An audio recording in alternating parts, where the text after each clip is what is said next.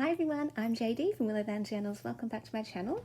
I am here with my reading journal, which I started last year, and I read 35 books last year, and here I've started my new list for 2023, and I'm a bit behind though, so the first thing I need to do at the start of this year is go back and fill in the pages, the books that I haven't done yet. And thankfully there's not too many.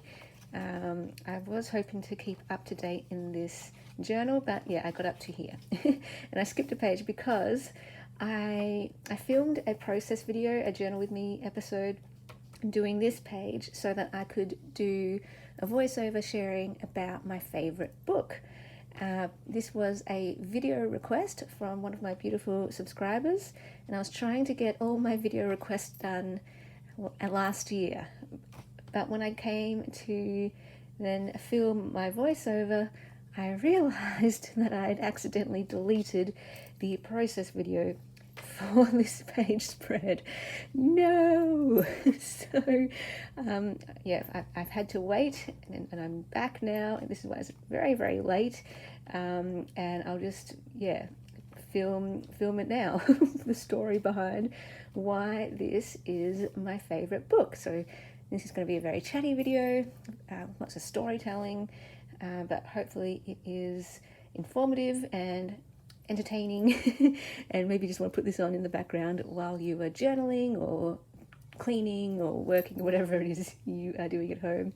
So my favorite book is Blue Like Jazz by Donald Miller, and I discovered this book back when I was in my early 20s, I want to say, and I discovered it in my third year of beach mission, I believe it was. I did 12 years of beach mission, and it was my third year. They had this book stall, and I went over because I love books, and I was looking for a book to get, and this one just, I don't know, spoke to me for some reason, and started reading it while I was there at beach mission, and this book changed my life. This book, the tagline is Non-Religious Thoughts on Christian Spirituality. And when I read this book, it was the first time it felt like this book was just completely written for me, and it felt like everything, the author was saying, it was things that I could have said. And I guess because I grew up reading fiction, maybe this was one of the first non-fiction books I read that really, really resonated with me, and I never knew that books could be like that, where it's like, oh my gosh, my heart and my mind is in this book. Someone wrote the inside of me and put the inside of me on pages. Like, I didn't know people could do that. Now I know. Now I've read plenty of books where it's felt like someone wrote down my soul onto the pages. But yeah, this was the first time I saw that, and that just changed everything, because as a writer, I saw what could be done, and this is the type of book that I want to write. So this book, it changed my life, not just in the subject matter, but in the book itself, in the reading experience. And yeah, just as a writer, it really, really inspires me, and it really, really shapes me as a memoirist, as a life writer. I want to, share my stories and the insights that I learn and all that stuff. Anyway, so this book kind of started that whole journey of inspiration. But in terms of what it's about and the content and how that also changed me, actually, let me give a bit more context why I read it. Because, let's go back. Format. I own this book. This is a 5-star book. 5 out of 5 stars. That's where I would read it again, and I want to own a physical copy. And why I read it again last year, well, it's my favorite book, and I like to read it every few years, although it has been quite a lot longer since I've read it. Like, the other times I read it, it would be maybe 1 or 2 years apart, and then this time, I don't know, it's been maybe 5 or so years since I've read it before, and I was actually not sure if it would still speak to me, because I'd kind of forgotten how it spoke to me back then in terms of the content. And like, I knew broad strokes, but I didn't know specifically. And I was wondering, when you read a book at a different time in your life, a different season, you can get something totally different out of it, or it might not speak to you anymore. Like, I had childhood books or teenage books that I read when I was a teenager, and I loved them and they really spoke to me, but then I was like, oh, I'm so excited to read that book again as an adult. And then I read it and like, wow, this isn't speaking to me anymore at all. I think I had that experience with The Naughtiest Girl in the School. That book was me when I was a kid. That book gave me so much comfort as a child. But then as an adult, I'm like, gosh, she's a total brat. Elizabeth, the main character, like, she was sort of like my voice as a kid. She was she was my voice being set free in the world when I felt like I didn't have a voice as a kid. So as an adult, I went to read it again, trying to see how it really impacted me back then. I was like, nah, I don't really like her anymore. Anyway, tangent. So I thought maybe the same thing would happen with this book, that it would be like, okay, I'm in a different place in my life, I'm older, and I don't know if this book is going to speak to me anymore, but man, was I wonderfully surprised. This book speaks to me so much. I mean, it spoke to me in all the ways it did back when I first picked it up, and it spoke to me in new ways, so it's sort of like double whammy. This book, I remember having a moment as I was flipping through reading it. I just paused, and in my head I said to myself, this is brilliant. This book is just brilliant. It is still 5 stars. It reminded me of all of the reasons why I loved it. And now let me get on to that, the content. So back then, in my early 20s, I became a Christian when I was 14, but I always believed in God pretty much since as long as I can remember. But I think as I grew older, I started to, question some things and think differently about some things, in particular about church culture and about how church can be done and what mission looks like and how Christianity can be expressed in the world. And I would get really restless and frustrated about it. And often, you feel like you're not allowed to have doubts, you're not allowed to have fears, you're not allowed to have questions in church. And that shouldn't be the case, of course, but I didn't know that back then. So I had like this really internal struggle with all of these questions about, well, what about this? And why can't it look like this? And, all these questions. And then reading this book had sort of that same kind of element to it. Like, well, how about Christianity can look like this in this context? And it doesn't always have to be done this way. And it's okay to have doubts and fears and struggles as a Christian. And it's okay to voice them. And it's okay to talk about taboo topics. And it's okay to wrestle with things. And it doesn't make your Christian life less than someone else's. It's just a life, doing life with God and each other and in the world. And it just was like, oh, someone else has these same questions, someone else has these same struggles and wrestles, and they're talking about it, and it's okay to talk about it. And it was just so validating, or I don't know, not validating, but just so reassuring that this was allowed and that someone else was going down that road and that journey of, hey, I wonder if we can see Christianity expressed in this way. I wonder if we can do church in this way, and maybe the way it's always been done isn't necessarily helpful, and maybe it's even harmful sometimes, and stuff like that. Anyway, so I just thought it was so brilliant, and it was written for me. And I always said back then, like, Don Miller was a man after my own heart, because he just wrote the way that I thought. And it's like my thoughts were just all written down in this book. And I loved his writing style as well. It was just so conversational, so easy to read, very sharp, very witty, very intelligent, and very raw and real and honest and vulnerable as well. And that's, inspires me. That's how I want to write. I want to write like that as well. And I love it connected with this too, because he's an introvert, and he was talking about how he's like an electric screwdriver that needs 20 hours of charging for 2 hours of use.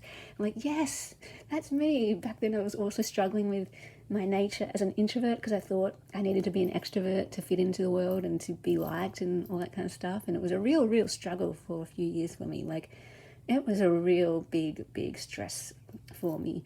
So it was nice to connect with someone else who gets it, and just so much in this book. And there was one line in particular, that really stood out to me this time. It never stood out to me any of the other times I read it, but this time it really, really spoke to me.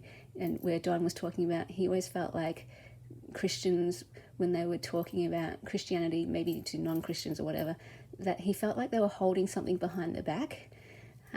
Preachers or anyone holding something behind their back, like hiding it behind their back.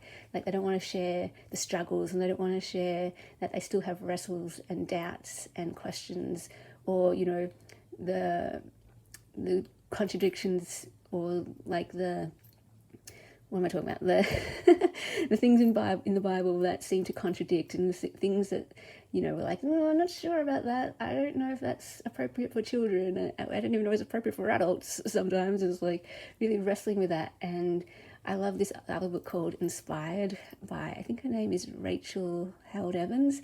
And yeah, I love getting into the wrestle. That's one of my key things, is it's okay to have doubts, it's okay to have struggles, it's okay to talk about where you're wrestling with God and with the Bible, and with Christianity and with how church looks. That's okay. God isn't afraid of it, and He's not judging us and punishing us for having a question, or for doubting, or for not liking something here or not liking something there. We journey through it, and it's like anything, like nothing is ever perfect or ideal in the world, and yet things still hold, things still stand. And that's what I feel like about with Christianity too. Like I felt that too, that people were hiding things behind their back, the dark parts and the wrestles and all that. When they were talking about Christianity, they'll just highlight, oh, how wonderful it is and how great it is. And it's like, the real experience of Christianity is full of, there's suffering still, and there's still, questions and doubts and things that we wrestle with, even in our own beliefs. Like sometimes I, have a yearly wrestle with, do I even believe in God? And that's okay. That is okay, because it still stands. That's what I found in my life. It's still the most rock solid thing in my life, even with those doubts and struggles, even with those doubts and questions. And it's like some sort of paradox, some sort of contradiction, that it still stands. And I love that. Maybe I'm growing older, and since I read it back then, that's why this phrase didn't stand out to me back then. But yeah, it still stands, and it's still true, and it's still real in my life as something that grounds me, and something that is powerful and impactful in my life, and what I do and what I see and how I experience things. And yes, I still, for the rest of my life, will have struggles and wrestles and things I don't like, and challenges and frustrations about Christianity itself and with God Himself. I will have frustrations with God Himself, for the rest of my life. And that's okay, because the faith still stands. I mean, maybe one day it might fall over, and if it does, that's okay too, because everyone's on their own journey, and we are all, it's what we are learning and growing and everything, and to let people be on their journey, and to let people not to shut down questions, and not to shut down talking about the hard stuff, and not shutting down talking about the wrestles. For me, it is such a big truth in my life that even despite all of that stuff, the faith still stands. And therefore that shows me, we don't need to hide all those dark parts and the struggles and the things that seem to not make sense, and the things that hurt us, and the things that we don't understand. We can hold all those things in our hands, that big mess. Sometimes you can think Christianity, oh, it's such a clean lifestyle. Are you kidding? It's messy. It's hard. It's tough. It's a struggle, but I love it.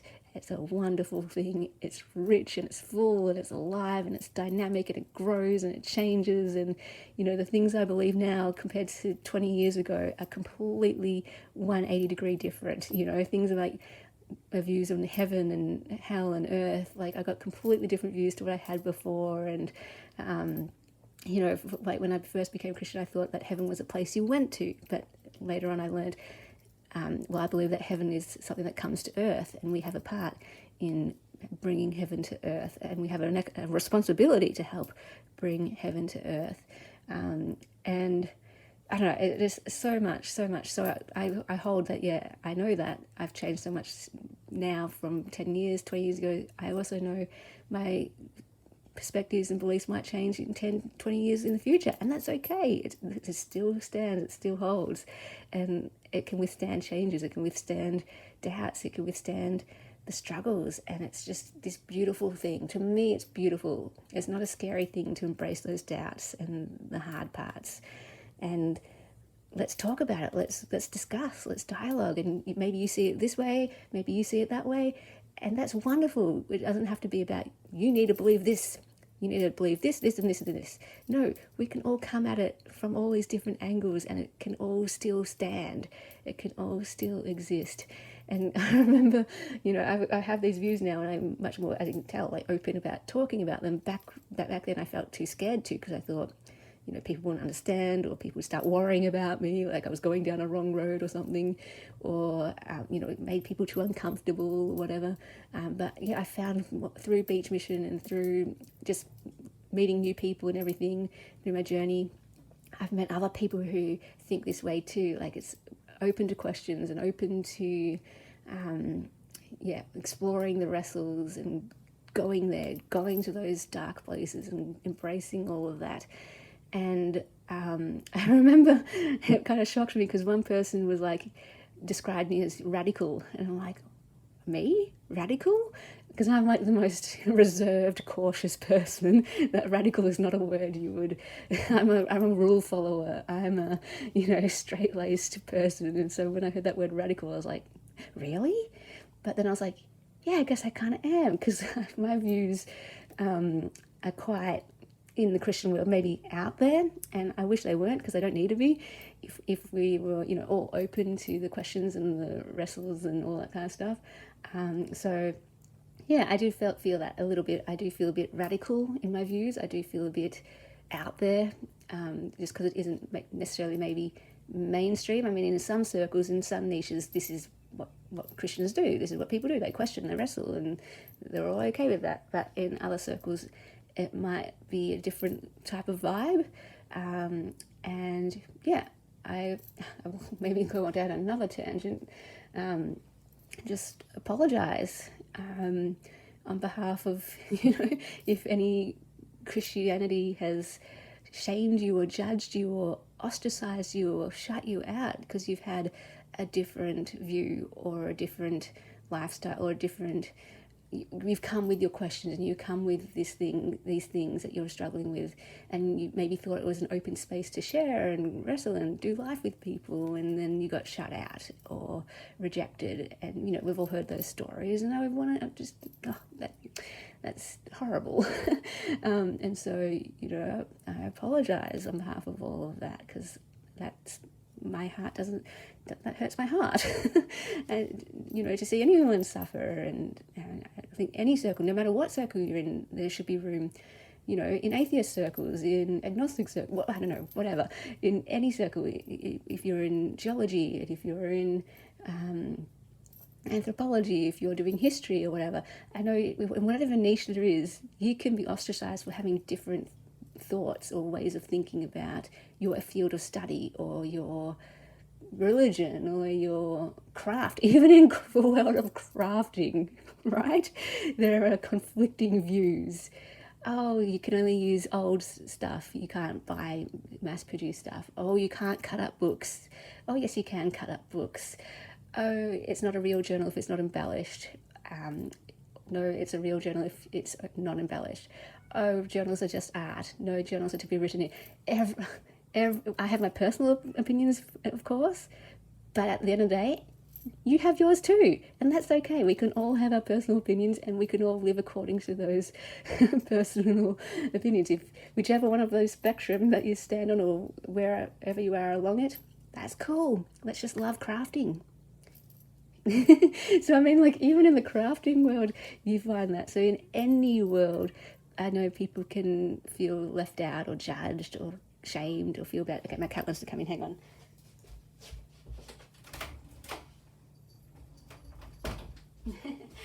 I'm not sure if you heard him meowing at the door. He really wanted to come in. Yeah, any field, any family, even in a family, you might not be allowed to question the family culture. And I just think that's such a huge... I feel for anyone who's suffered in that way. I feel for anyone who's been hurt in that way. And I want to say it doesn't have to be like that. And it isn't always like that. In different circles, it's not like that. In other circles, there is openness to questions. There is openness to thinking about how things could look in a different way. There's openness to different opinions. And I don't know if this makes any sense. I don't know if this is even helpful, but I hope you get my heart. And I hope that you are cared for. I hope that you are cared for. And that you find people who embrace you for you and for your wonder. And for, hey, Kiani, how are you? And that we all are allowed that gift. Dignity, I don't know, of being allowed to walk our journey and being allowed to have our thoughts and being allowed to have our opinions and being allowed to talk about them and being allowed to wrestle with them and being allowed to have our opinions changed. Ooh, maybe that's a big one too. Like, I love that feeling when your perspective is changed, when your belief changes about something. For me, that is one of the best feelings in the entire world, because like, oh my gosh, life shift. It feels so good. I know though, I feel like for some people that can be terrifying though, that idea that your belief could just change or whatever. But I embrace it. If I'm believing something wrong, I want to know about it, right? I want to know.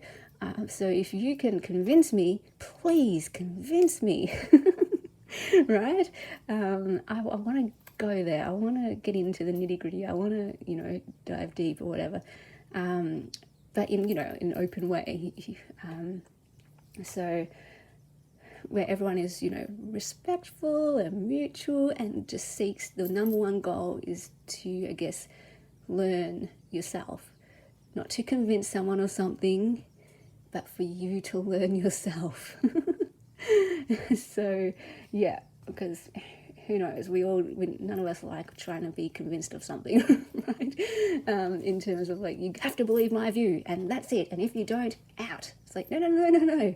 Let's just try and understand each other, and we don't have to agree at the end of it, but let's seek to understand, and hopefully we'll still be friends at the end of it. And if not friends, at least mutually respect each other and treat each other with kindness, even if we don't agree. I don't know, basic humanity culture, if we could have that. Yeah. I don't know, I studied art therapy for 3 weeks at the start of last year, and there was this really cool class about learning and communication, and there was this one line about how something that we watched, some guy said, be willing to be broken on the floor or something like that. And I love that. I want to always be willing to be broken on the floor, meaning the context was it was a debate, and or in debating or learning or something, to be willing to be broken on the floor meant to be willing to change your beliefs, be willing to admit you're wrong about what you believe and then change it. Are you willing to be broken on the floor? Absolutely. Let's go there. Let's do it. and to enjoy that journey and embrace it. Anyway, I think I've rambled on, and I have no idea how I got there to the art therapy tangent. But hopefully that was sort of made sense. And you can tell, I don't know, I'm going on for a long time, but it's so deep in my heart. Something that I care about and I'm passionate about is this whole wrestling and journeying and letting people have their thoughts and ideas and opinions, and letting us chat and talk about it with openness and without rejecting people, shaming people, without judging people, and definitely without alienating them and pushing them out. That's just horrible. That hurts my heart. So I'm sorry if that's ever been done to you, and I hope that you find community and welcomeness. I don't know whether the opposite of that. And don't be afraid to question. maybe at the end of the day, that is the whole point of how this book really spoke to me. It's okay to question, it's okay to wrestle, and I hope that we all find safe places to do that. I think that's the heart of it. I know not everyone has found safe places to do that, but I hope everyone can find safe places to do that. Yeah, okay, let's end it there on that note. And that is my favorite book. That is my favorite book. I absolutely love this book. Okay, thanks so much for watching, guys, and I'll see you in the next video.